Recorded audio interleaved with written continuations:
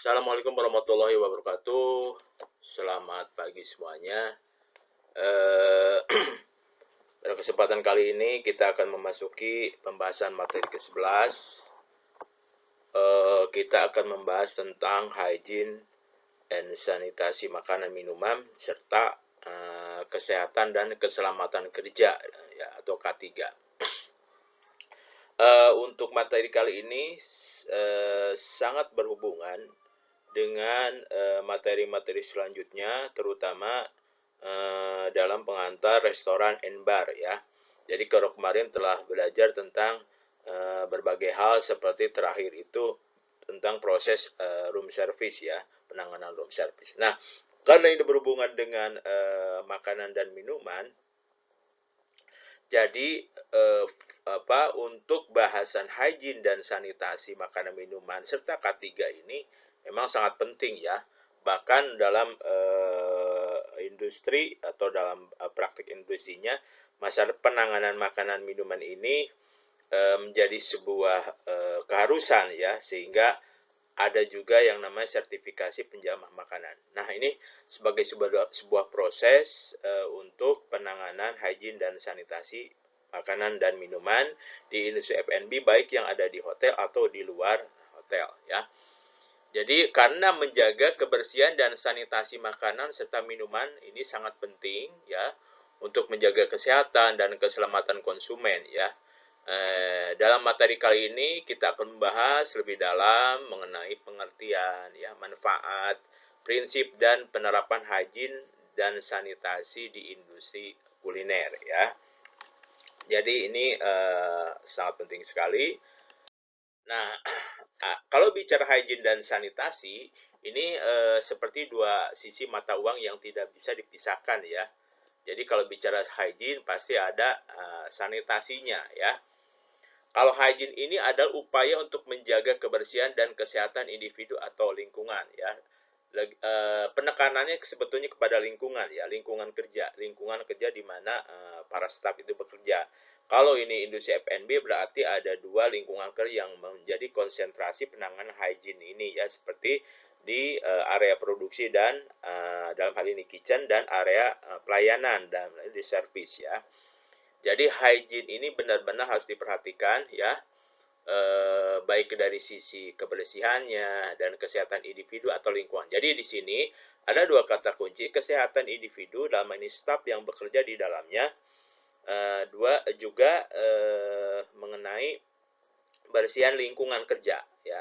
Kalau misalnya di kitchen, berarti kan bagaimana staf kitchen itu menjaga kebersihan dirinya ya, performanya, groomingnya ya, harus dijaga benar-benar ya, kuku ya, tangan kukunya, kuku tangannya, kemudian bagaimana rambutnya ya, itu sebagai upaya untuk diperhatikan agar jangan sampai karena tangannya kotor kemudian menjamah makanan ya, pada itu banyak bakteri, akhirnya kan terjadi kontaminasi yang berujung nanti ujung-ujungnya di konsumen ya akan komplain ya kalau terjadi apa-apa ya. Kemudian lingkungan kerja itu memang harus dijaga ya sebagai upaya untuk mencegah dari hal yang tidak diinginkan.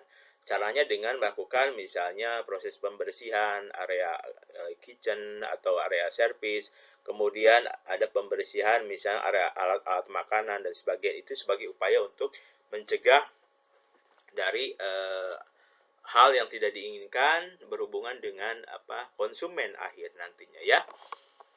Yang kedua sanitasi. Kalau sanitasi ini sebagai sebuah upaya mencegah, mengendalikan.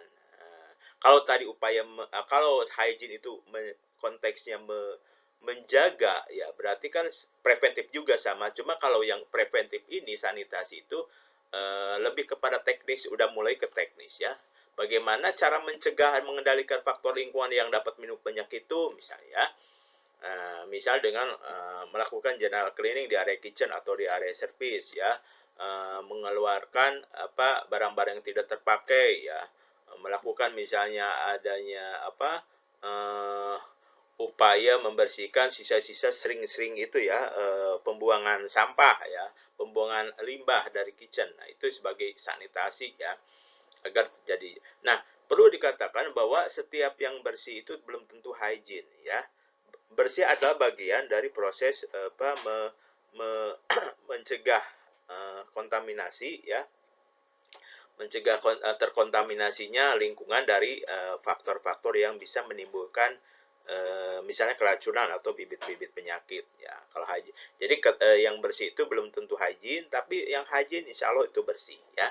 Kalau hygiene ini lebih kepada terhindar dari zat-zat yang bisa membahayakan individu. Sanitasi itu proses ke teknisnya mengendalikan faktor lingkungan tadi, ya, supaya hygiene-nya terjaga, ya. Nah, hubungannya apa? Hubungan hygiene dan sanitasi itu saling terkait. Jadi kalau bicara hygiene, pasti akan bicara sanitasi, ya. Tidak bisa dipisahkan, ya. Tidak bisa dipisahkan, ya. Jadi sangat erat, ya, seperti yang saya katakan tadi, seperti dua sisi mata uang yang tidak bisa dipisahkan. Apakah hygiene dulu atau sanitasi dulu? Tidak, ya. Tidak seperti itu. Jadi benar-benar harus satu kesatuan, ya. Hygiene dan sanitasi saling terkait dalam menjaga keamanan dan kualitas produk makanan, ya. Jadi penekanannya adalah di bagaimana menciptakan kualitas produk yang hygiene dan sanitasi dan berkualitas, ya, berkualitas yang bisa nantinya mengenyangkan, menyamankan konsumen, ya, memuaskan konsumen. Jadi itu, ya. Jadi untuk hygiene dan sanitasi ini dua sisi mata uang, seperti dua sisi mata yang tidak bisa dipisahkan. Jadi hygiene dan sanitasi itu satu kesatuan, ya. Nah, karena tadi kita bicara tentang hygiene dan sanitasi, mungkin sedikit kita reduksi, kita pisahkan, ya, hygiene makanan dan sanitasi makanan, ya. Kalau bicara hygiene makanan, berarti upaya menjaga kebersihan dan kesehatan dalam penanganan makanan, ya, agar makanan tetap tetap aman dan berkualitas. Jadi hygiene sanitasi makanan ini di industri F&B, di hotel, di restoran atau kafe harus sangat diperhatikan. Karena kan makanan harus tetap terjaga, ya, baik dari sisi kesehatannya, gizinya maupun aman dari terkontaminasinya oleh barang-barang atau zat-zat yang membahayakan konsumen, ya.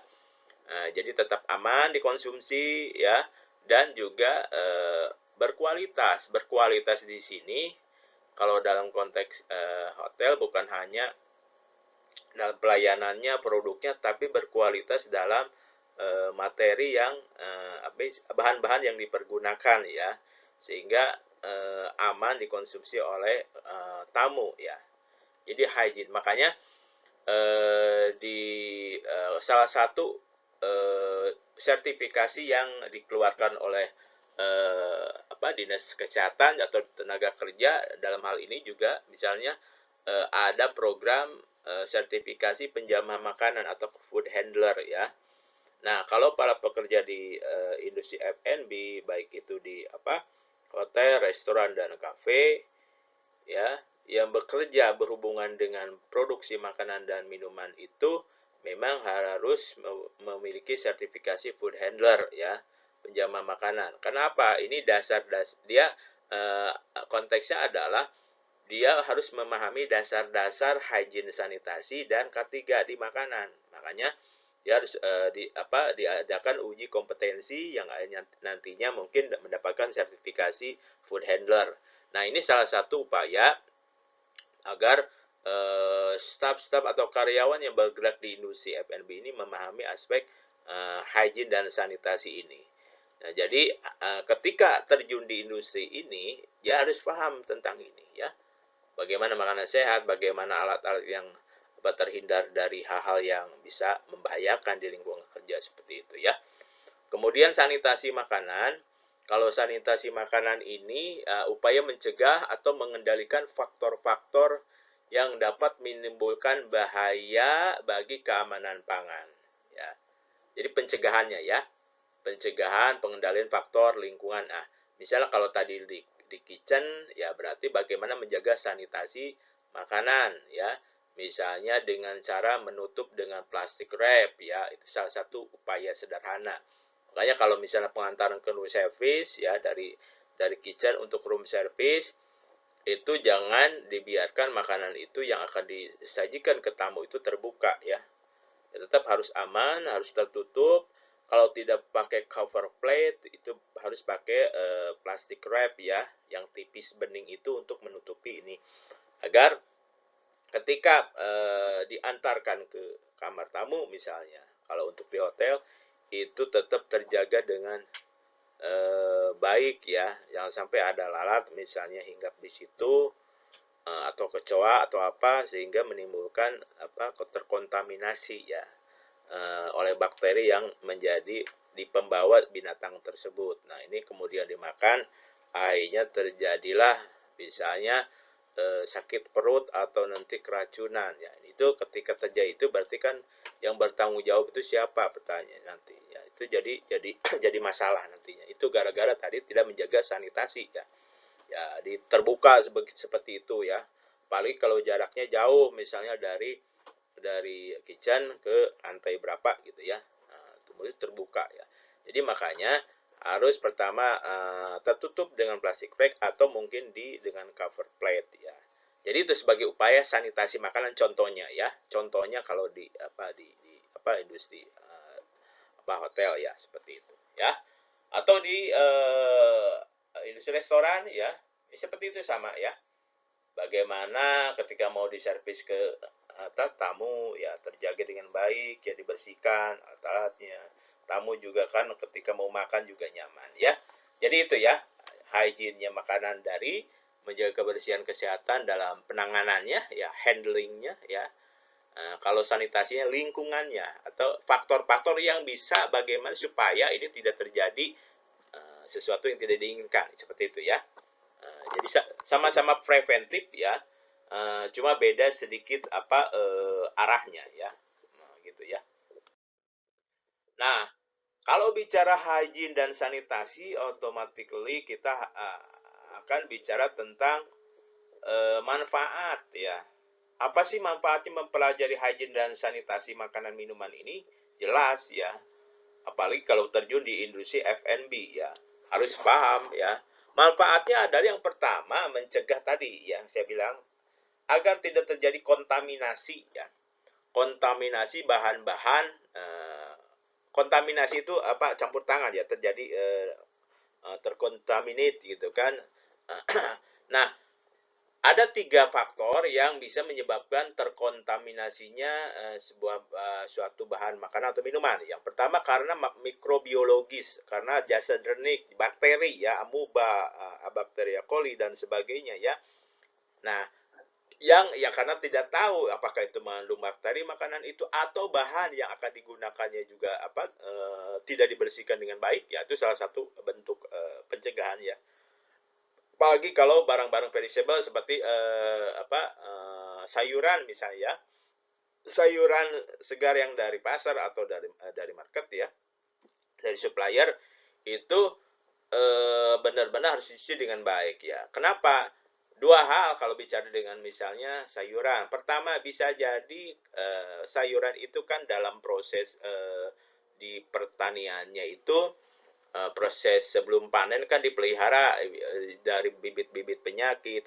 Biasanya kan disemprot pakai insektisida misalnya, atau bahan pestisida ya, atau bahan-bahan untuk mencegah hama. Nah, itu kan kimia ya. Nah, itu udah satu kalau bicara saya. Bisa jadi itu karena tidak dibersihkan, zat-zat itu bakal menempel ya.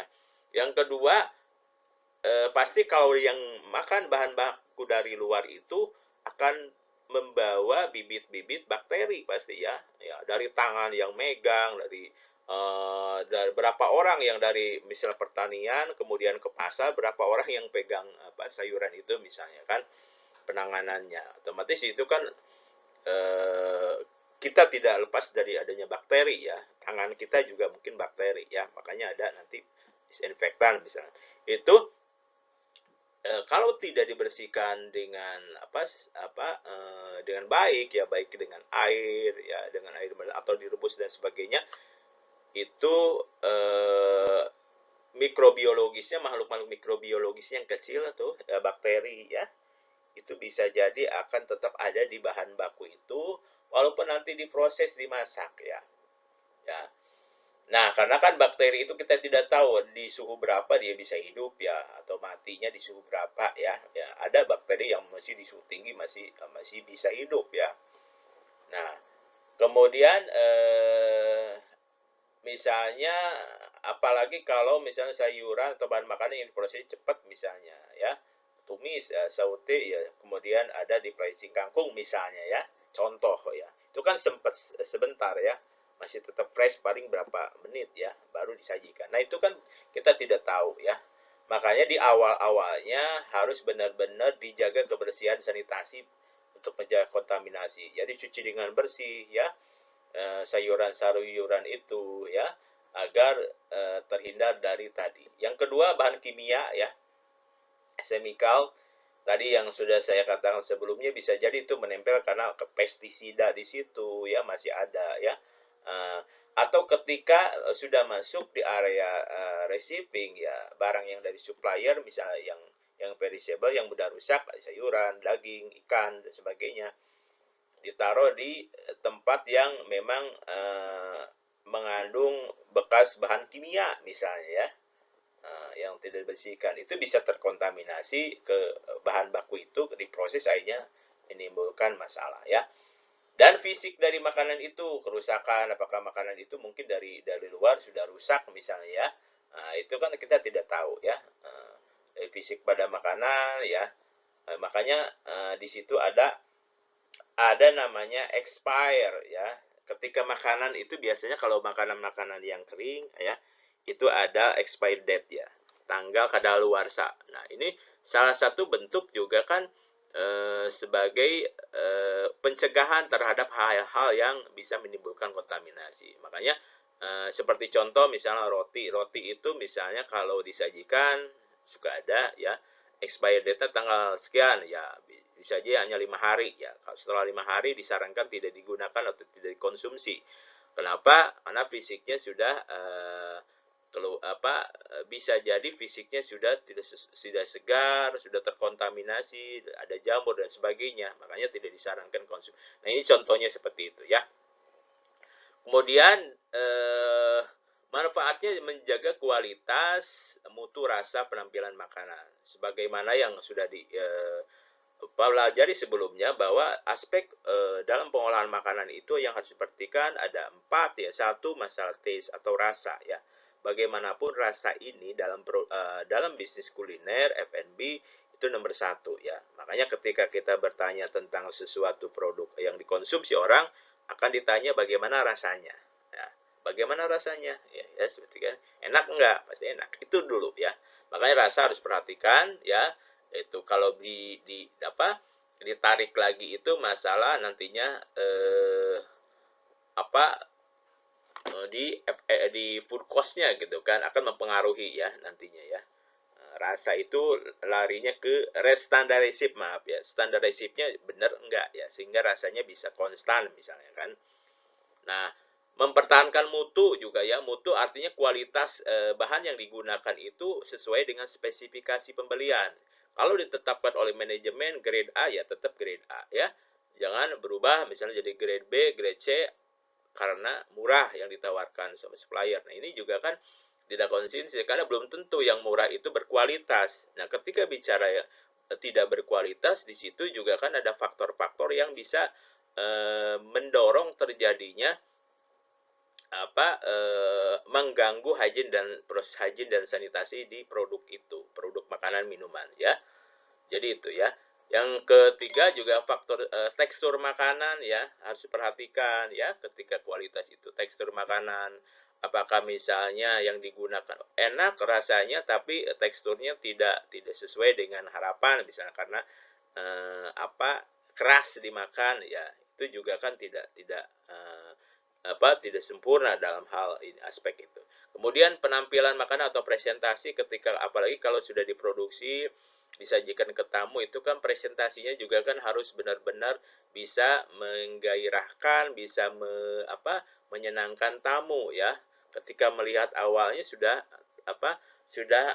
tergiur untuk segera mensantap atau mengkonsumsi. Makanya salah satu hal yang sederhana untuk menimbulkan apa efek dari visualisasi daya tarik tamu itu dengan adanya garnish misalnya kan. Apa sebuah sajian makanan yang dari kitchen pasti digarnish ya, digarnish, diberikan hiasan ya, dengan artis apa, dengan gaya-gaya sentuhan estetik seni ya. Kalau untuk artis apa chef yang sudah punya daya seni itu, garis itu tidak sembarangan, dia akan memberikan sebuah sentuhan seni ya, salah satu untuk memberikan daya tarik bagi konsumen atau bagi tamu untuk menyantap itu. Jadi sudah matanya juga sudah senang melihatnya, apalagi ketika disantap. Nah, perlu diperhatikan bahwa ketika memberikan garnish atau hiasan itu kadang-kadang dulu juga saya menemukan mungkin karena hilap atau apa, misalnya slice tomato ya, potongan apa slice tomat ya, ada mentimun, ada apa di situ ada lettuce, ada parsley biasanya ya. Itu slice-nya itu diusahakan harus tetap segar ya. Sayuran yang aku buat garis itu benar-benar segar ya. Jangan sampai yang kemarin biasanya kalau tomat sudah di slice tidak digunakan kan kelihatan apa ada layer di atasnya itu agak sedikit layu dan sedikit bau asam. Nah, ini tidak boleh digunakan. Nah, ini bisa jadi menimbulkan apa nantinya terkontaminasi bakteri ya, seperti itu ya. Kemudian manfaatnya bagi konsumen adalah merasa terlindungi dengan proses yang dilakukan oleh manajemen dalam menjaga hygiene dan sanitasi makanan tadi, konsen terhadap itu, artinya juga memberikan kepercayaan kepada tamu ya, konsumen, ketika menyantap mengkonsumsi makanan minuman di suatu tempat, di hotel, restoran, kafe tertentu ya, artinya dia juga akan nyaman ya, nyaman ya, merasa tenang karena penanganannya sudah baik ya. Karena kalau tidak itu bahaya nantinya kan, bisa menimbulkan resiko keracunan dan penyakit akibat makanan ya. Seperti banyak mungkin kasus-kasus di luar sana terjadinya misalnya keracunan makanan massal ya, baik itu di sekolah ya, di rumah sakit atau di mana ya, pesta hajatan misalnya. Itu salah satu faktor yang menjadi penyebab utama tadi. Bisa jadi karena bahan makanan yang digunakan itu sudah kadaluarsa fisiknya ya, terkontaminasi bahan-bahan berbahaya misalnya ketika bahan bakunya tidak dicuci dulu, atau mungkin karena bakteri ya yang menempel dalam bahan baku makanan sebelum diolah itu. Yang kedua karena pada proses pengolahannya bisa jadi ya kurang tepat ya, ketika mengolahnya ya tidak baik ya, prosesnya tidak baik ya, kurang tepat sehingga misalnya belum matang atau bagaimana ya, kemudian dia baru disajikan, ternyata itu akan menimbulkan apa keracunan ya, simptom ya, dan penyakit makanan. Diare biasanya umumnya contohnya karena menimbulkan pusing ya, muntah-muntah, kemudian diare ya. Kalau tidak ditangani, keracunan itu bisa mengakibatkan bisa jadi kematian ya. Jadi benar-benar ini proses hygiene sanitasi ini bermanfaat untuk tamu ya.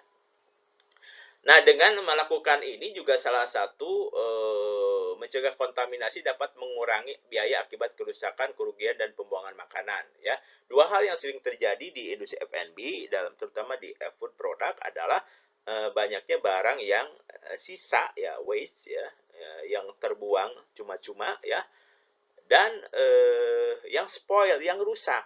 Yang waste ini, yang sisa itu karena memang tidak memahami proses produksinya, metodenya salah, ya banyak barang terbuang, ya. Sayuran harusnya 8 gram terbuang. Ya. Coba kalau dihitung yang terbuang itu dikalkulasi, jadi yieldnya, itu kalau diuangkan baru ada nilai uang. Nah ini biasanya, ini sangat berpengaruh terhadap HPP, atau persentase food cost nantinya ya. Nanti belajar di cost control itu ya. Salah satunya karena barang-barang yang waste atau banyak terbuang cuma-cuma. Nah, ini juga menjadi apa sesuatu yang membahayakan ya, dapat mengurangi biaya yang menjadi tidak efisien lagi. Kemudian tadi ketika ada misalnya restoran, hotel atau yang tamu yang keracunan ya karena sudah menyantap breakfast atau lunch di hotel atau resto cafe misalnya kan, itu kan otomatis yang menjadi tanggung jawab adalah manajemen. Nah ini kan bentuk tanggung jawabannya itu kan mesti dia membayar biaya perawatan yang ini ya, yang keracunan akibat itu ya. Belum lagi proses nanti di penyelidikan dan sebagainya ya, itu juga harus mengeluarkan biaya yang tidak sedikit ya. Akhirnya juga kan menjadi tidak efisien gara-gara penanganan hygiene sanitasinya salah ya. Dan pembuangan makanan tadi ya, pembuangan makanan itu biasanya yang spoil, yang rusak ya. Nah, ini hubungannya dengan proses penyimpanan di storingnya yang tidak benar ya. Itu ada metode misalnya first in first out ya, barang yang pertama masuk ke store itu baik ke freezer, terutama barang-barang perishable yang mudah rusak ya, itu harus keluarnya yang pertama. Jangan sampai ya, karena umumnya terjadi karena kalau tidak ditetapkan faktor ini ya, kontrol ini juga bahaya. Banyak barang-barang yang spoil karena sudah misal 3 bulan tidak digunakan ya, disimpannya di paling bawah, kemudian datang barang baru diambil, bukannya yang ini yang salah. Akhirnya nantinya barang itu tertumpuk lama di situ, tidak digunakan, tidak terkontrol, akhirnya ketika sekian periode mau digunakan sudah busuk, sudah spoiled. Nah, itu menjadi menimbulkan biaya persentase food cost yang tinggi. Nah, makanya penanganan ini, hygiene sanitasi ini penting, ada hubungannya dengan juga proses tadi efisiensi biaya ya. Jadi itu. Kemudian, nah hubungannya dengan nanti di situ ada HACCP prinsip ya, establish verification, establish critical. Apa sih HACCP, nanti kita bahas. Nah, prinsipnya adalah hygiene dan sanitasi itu satu, menjaga kebersihan personel ya, individu, staff ya, karyawan yang hotel, restoran atau kafe ya, yang berhubungan dengan pengolahan makanan dan minuman ya, agar tidak terkontaminasi. Makanya kan harus groomingnya dijaga, penampilan rambutnya, tangannya tidak boleh panjang, kukunya harus bersih, dipotong, jangan sampai hitam itu kan bahaya. Nah, ini prinsip menjaga kebersihan diri staff ya. Kemudian menjaga kebersihan lingkungan area kerja, baik yang produk atau service, itu diperhatikan ya. Area produksi misalnya kitchen, bagaimana pembuangannya dijaga, pembuangan limbahnya. Kemudian garbage-nya ya, untuk tempat sampahnya ya, bagaimana penanganan sampah yang kering, yang basah ya, kemudian alat-alat makanannya, pokoknya yang berhubungan dengan proses produksi makanan minuman itu harus diperhatikan ya. Dijaga secara periodik, apakah harian ya, harian atau setiap shift malah ya. Makanya kalau di hotel itu ada prinsip clean as you go, harus benar-benar dibersihkan sebelum datang, setelah proses produksi itu dibersihkan ya. Dan penyimpanan makanan juga harus diperhatikan, ini penting ya. Kalau makanan itu untuk besok misalnya, dia mau disimpan di mana ya. Misalnya kalau berhubungan pastry ya, pastry mau digunakan besok untuk coffee break misalnya, kan otomatis di shift 3 itu sudah harus ready ya. Nah, ready ya, ada jarak ya. Shift 3 ready ya, disimpannya di mana ya, cara penyimpanannya bagaimana, kontrol penyimpanannya bagaimana ya, agar terhindar dari itu ya. Kemudian kebersihan peralatan ya, peralatan yang digunakan itu bagaimana, apakah itu sudah hygiene, bersih ya, bukan bahan baku makanan saja tapi peralatan yang digunakan. Bisa jadi bahan baku makanan sudah boleh dibilang cenderung hygiene ya, tapi bahan untuk misalnya spoonnya ya, atau knife-nya ya, itu tidak dibersihkan ya, bekas gitu ya, akhirnya dipakai untuk slice, itu ya terkontaminasilah ke makanan. Jadi 3 aspek itu prinsipnya adalah menjaga kebersihan staff, menjaga peralatan yang digunakan, dan kebersihan lingkungan ya. Jadi harusnya tadi ya, kebersihan peralatan dulu ya, nggak apa-apa ya. Kebersihan peralatan, kebersihan personal, alat-alat yang digunakan, dan lingkungan kerja. Jadi prinsipnya ada 3 untuk hygiene dan sanitasi. Nah, di situ tadi dijelaskan ada HACCP.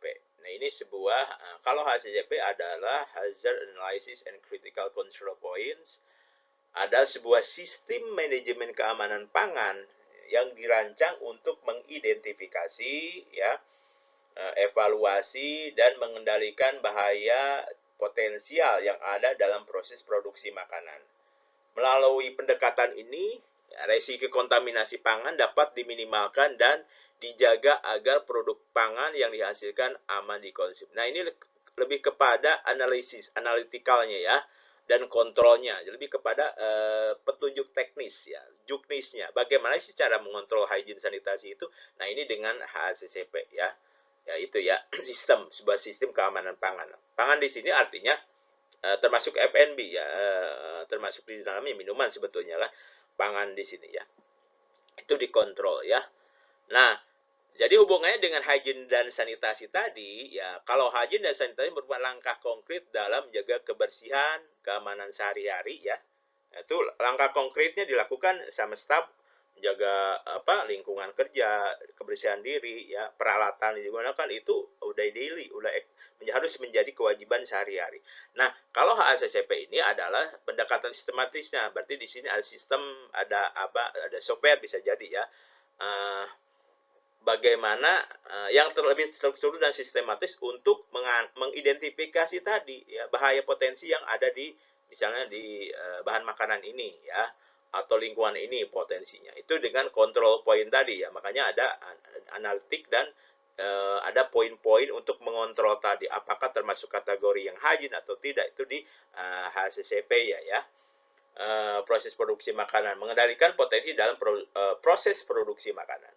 Kedua konsep ini saling melengkapi untuk memastikan kualitas dan keamanan panen yang dihasilkan. Artinya gini, kalau misalnya sehari-hari staf kitchen sudah melakukan langkah untuk meningkatkan hygiene sanitasi makanan, baik dari sisi menjaga kebersihan staf ya, kebersihan peralatan atau lingkungan kerja di kitchen misalnya dilakukan, memang sudah menjadi kewajibannya.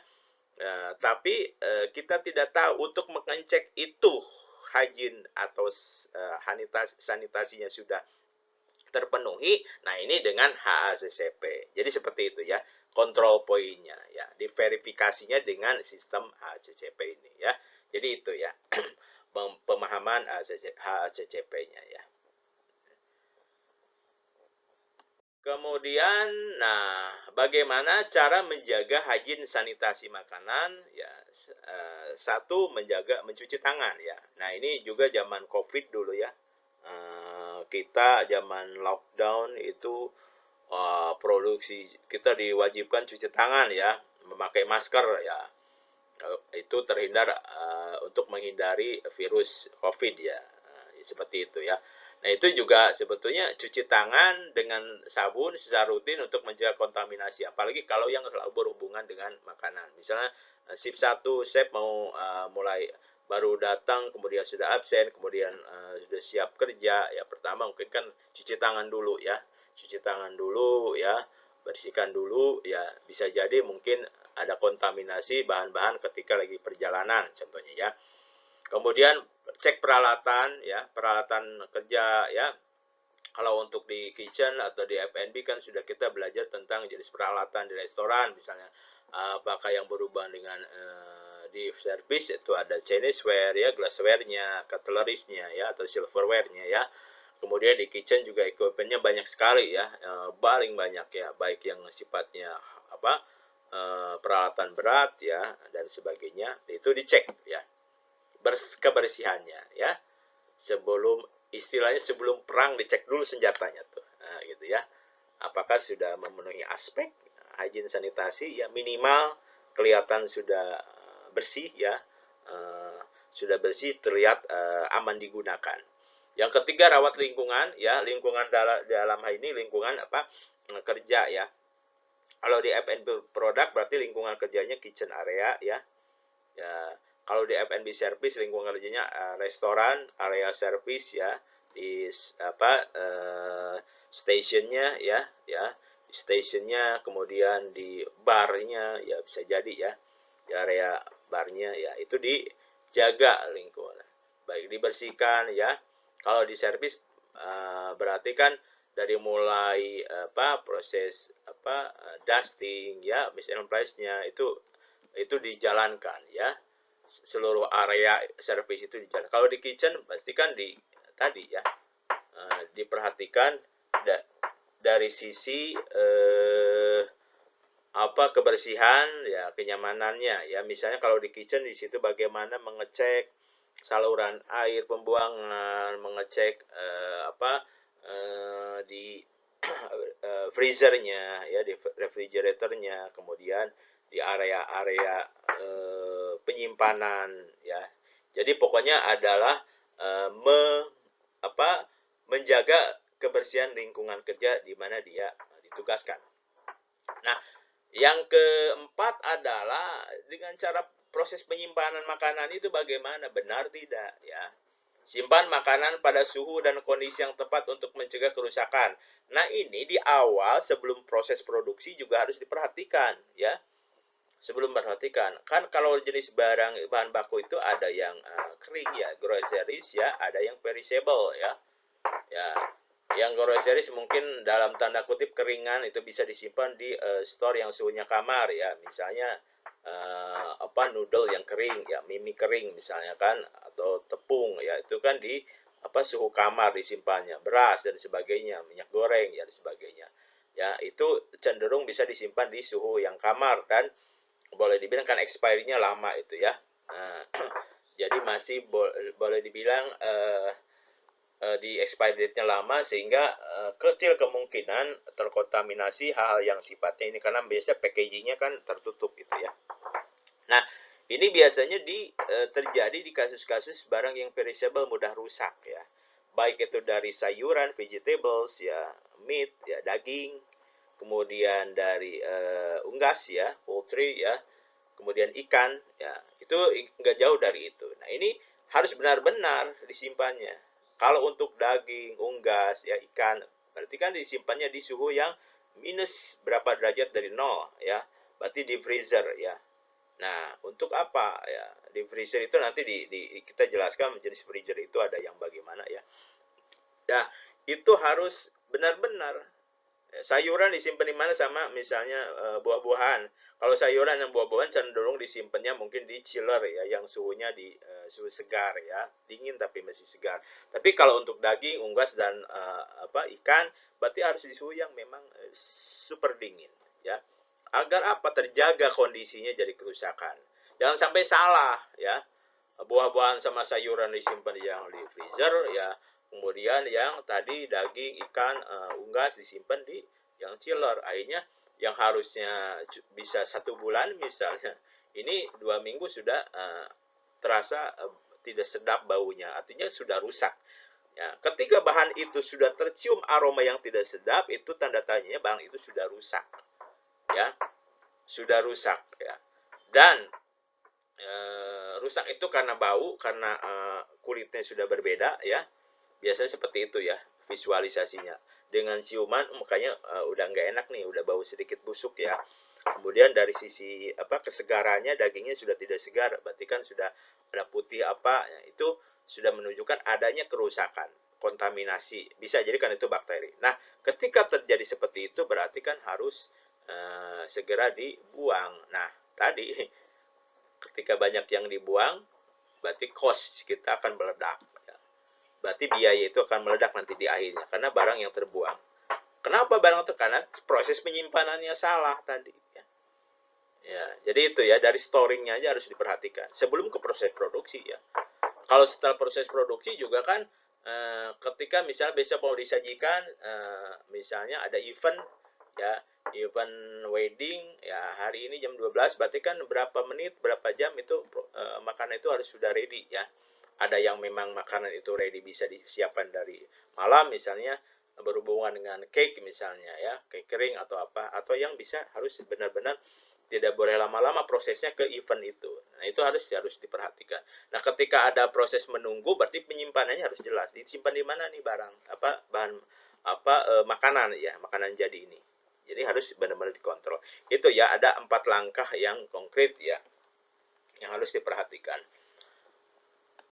Kemudian berhubungan jenis bahan sanitasi, bisa tadi ya, bisa jadi bahan deterjen ya, sabun ya, ya, untuk menghilangkan kotoran dan lemak pada permukaan. Ini biasanya untuk pembersihan bahan, alat-alat bahan memasak ya, dengan deterjen tertentu ya. Sekarang banyak ya di supermarket ya. atau di industri ya, bahan-bahan yang memang sangat nyaman digunakan ya, artinya banyak bahan pembersih atau deterjen tapi kan harus memenuhi aspek, misalnya mudah dicuci ya, kemudian banyak busa tapi mudah dicuci dan tidak lengket di tangan. Nah, itu salah satu contohnya indikatornya pembersih itu ya. Pasti ketiga deterjen itu di situ juga ada bahan kimia untuk membunuh kuman-kuman ya. Seperti zaman kita COVID itu kan sabun itu kan sangat laku ya, bahan-bahan sanitizer ya, hand sanitizer ya, itu sangat laku ya sebagai bentuk pencegahan awal dari virus COVID waktu itu ya. Nah, ini kalau di industri F&B itu tiap hari harus jauh dari deterjen ini. Yang kedua bisa desinfektan tadi ya, cairan ya, bahan membunuh kuman mikroorganisme potongan pada permukaan, misalnya tadi hand sanitizer ya, desinfektan tadi ya, itu salah satu bahan desinfektan ya. Kemudian sterilisasi ya, sterilisasi ini proses menghilangkan semua bentuk kehidupan mikro pada permukaan. Contohnya ketika kalau di hotel-hotel besar proses pencucian makanan itu biasanya menggunakan air panas ya, dan kemudian dikeringkan di suhu yang tinggi juga. Kalau misalnya hotel bintang 5, kemudian kapal-kapal pesiar itu proses pembersihan untuk polishingnya itu benar-benar dijaga ya. Itu salah satu bentuk sterilisasi ya, sterilisasi untuk menghilangkan mikroorganisme yang ada menempel di peralatan makanan itu ya. Itu dengan sterilisasi ya. Kemudian, nah, tadi sudah hygiene dan sanitasi, kemudian yang namanya K3. Ini proses K3 ini penting ya. Apa itu yang disebut K3? K3 itu adalah kesehatan dan keselamatan kerja ya. Kesehatan dan keselamatan kerja dalam konteks industri perhotelan dan food and beverage ini sangat penting untuk memastikan lingkungan kerja yang aman dan sehat bagi karyawan yang bekerja di sektor ini. Jadi ini undang-undangnya ada ya, masalah K3 ini ada di wewenangnya sebetulnya di Disnaker ya, Dinas Tenaga Kerja ya, kalau dari sisi skop daerah ya. Kalau di skop nasional itu ada undang-undangnya di undang-undang ketenaga kerjaan, nanti turunannya kan di situ ada juga ya. Tapi kita tidak bahas di situ, kita langsung ke pokok definisinya ya tadi ya. Jadi kesehatan dan keselamatan kerja, berarti kan kesehatan karyawan yang bekerja itu harus dijaga tadi kan sebagai bentuk menjaga kebersihan diri ya, agar tidak menimbulkan kontaminasi terhadap barang-barang yang disentuh ya, seperti itu ya, yang dijamah, apalagi berhubungan dengan makanan minuman ya. Dan keselamatan kerja dia, keselamatan harus dijaga, misalnya dengan menggunakan kalau di kitchen chef itu harus menggunakan sepatu yang anti slip ya, ya itu rata-rata seperti, kemudian pakai cook head ya, kemudian pakai slayer ya di ini. Itu sebagai bukan itu gaya ya, tapi memang standarnya seperti itu ya. Untuk apa? Cook head agar tidak ada rambut atau yang jatuh ke makanan, misalnya kan nggak tahu rambut satu helai rambut itu kan bisa ada bakteri ya, makanya pakai. Kemudian hand glove misalnya kan, itu juga untuk menjaga ya. Kemudian ini shawl untuk mencegah keringat yang turun. Seperti itu contohnya ya. Contoh yang sederhana saja ya. Nah, kemudian pakai sepatu anti slip, apalagi kalau di kitchen kan lantainya itu kan cenderung karena banyak bahan-bahan yang jatuh, misalnya kan bisa jadi ada cipratan minyak ya, atau bahan-bahan lain ya yang jatuh ya, tidak terkontrol ya. Itu kan bisa membahayakan staf di situ ya. Nah, apa yang kita bahas di aspek K3 itu yang diperhatikan dalam K3 di industri hotel dan F&B antara lain masalah penanganan limbah ya. Makanya ketika di awal-awal itu kan kalau masalah limbah ini ada namanya instalasi pengolahan air limbah, dan ini harus ada izinnya ya. Izinnya ke Dinas Lingkungan Hidup ya. Penanganan ini salah satu bentuk aspek K3 juga. limbah yang sudah digunakan itu mau kemanakan, apa diolah kembali atau bagaimana. Makanya harus ada instalasi pengolahan limbah sebetulnya. Itu salah satu. Itu nanti bahasanya di wewenangnya di Dinas Lingkungan Hidup ya. Tapi dalam konteks internal berarti harus diperhatikan, karena kalau limbah yang sudah digunakan, misalnya limbah minyak goreng atau limbah apa ya, sampah-sampah ya, limbah itu kan biasanya masih bisa digunakan ya, tapi sudah sisa, misalnya yang mau mengepul minyak goreng itu siapa misalkan, itu seperti itu ya.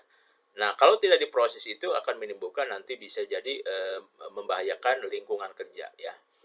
Nah, limbah ini. Apalagi kalau disebutnya limbah B3, masih ada bahan-bahan yang beracun misalkan chemical ya. Nah, itu kan baik itu kalau dari sisi eksternalnya itu bisa menimbulkan terkontaminasi ke lingkungan sekitar.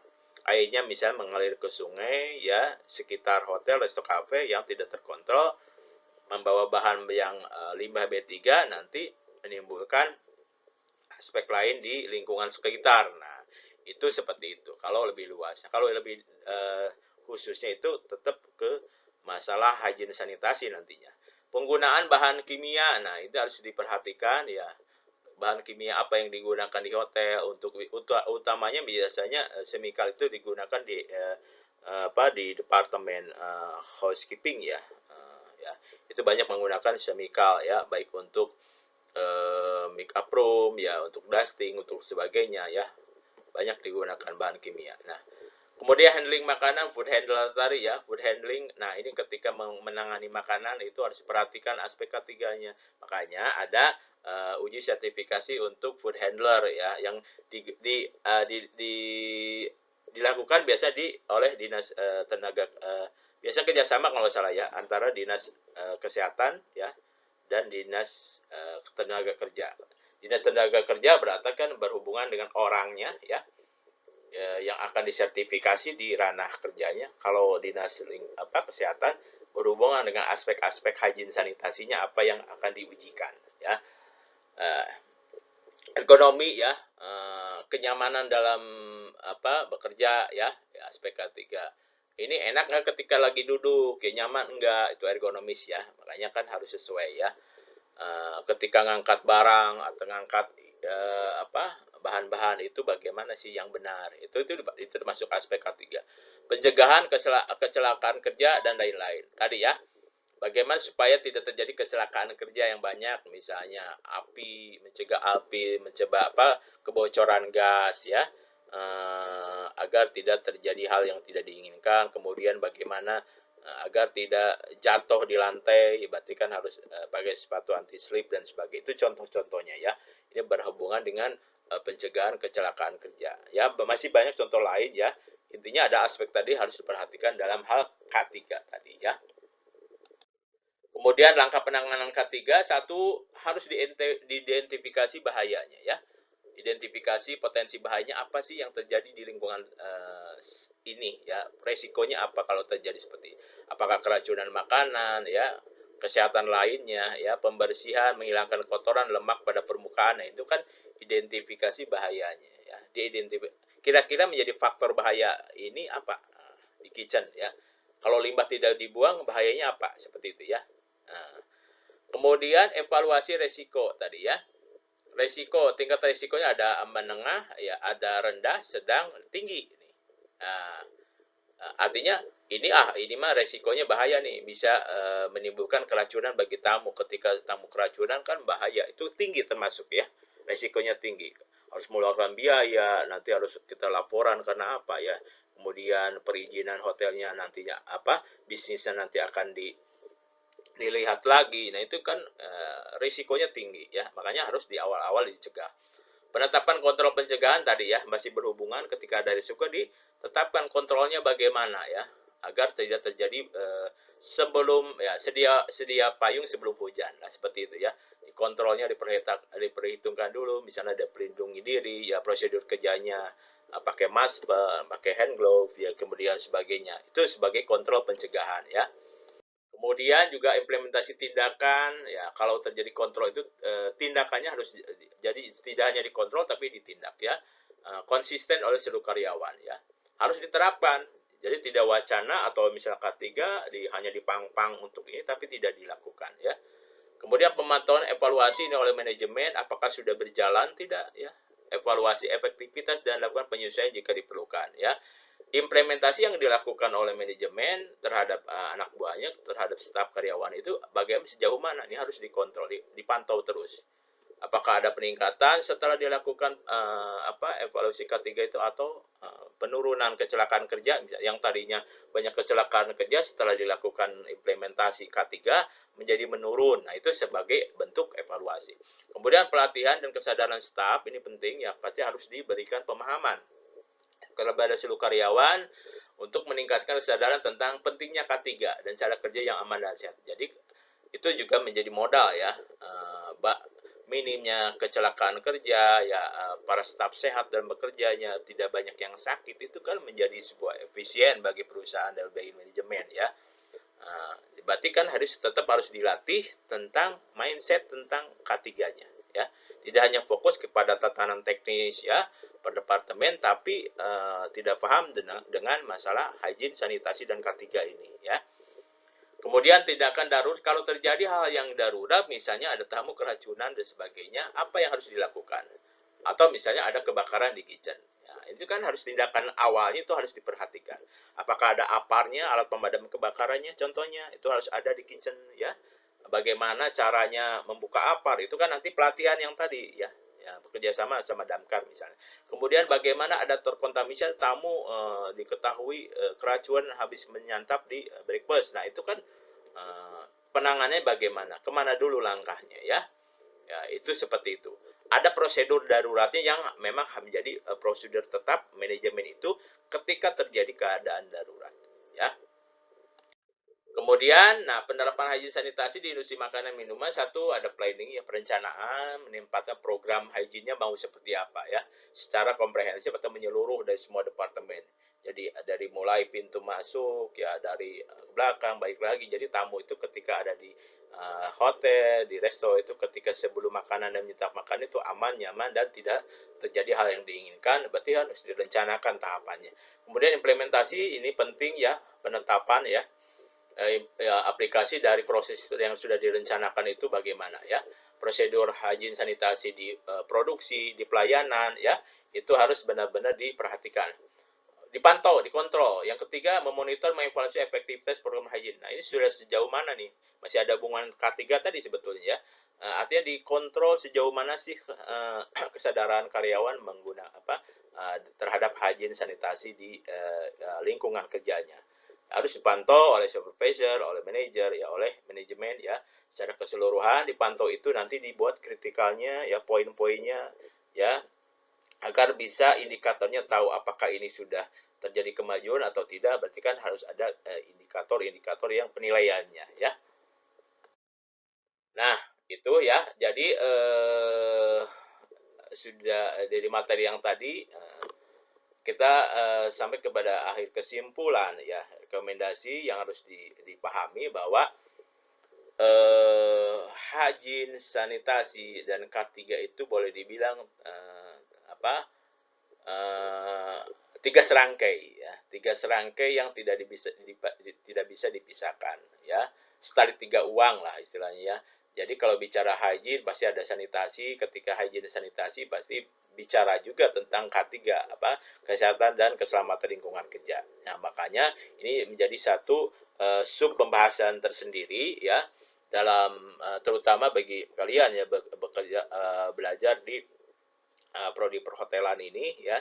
Jadi harus memahami dulu masalah hygiene sanitasi kan K3 ini ya. Hygiene sanitasi merupakan elemen kunci untuk menjaga keamanan ya, kualitas produk makanan ya. Jadi penerapan prinsip-prinsip hygiene dan sanitasi secara konsisten ya di sepanjang rantai produksi ya akan melindungi konsumen dari resiko keracunan dan penyakit serta menjaga reputasi perusahaan ya. Jadi itu ya, sebagai sebuah kesimpulan dari materi ini ada seperti itu ya. Semoga apa yang disampaikan ini dipahami ya, nanti bisa diimplementasikan dalam industri ya, atau Kalau kalian mahasiswa prodi menjadi capaian mata kuliahnya paham tentang hygiene sanitasi K3 itu, definisi ruang lingkupnya dan aspek-aspek penanganannya itu bagaimana. Mungkin itu saja yang bisa disampaikan untuk kesempatan kali ini ya. Semoga bermanfaat ya. Jangan lupa dipelajari ya, difahami secara mendalam. Terima kasih ya. Sampai ketemu dalam materi-materi selanjutnya. Terima kasih. Assalamualaikum warahmatullahi wabarakatuh. Selamat pagi semuanya.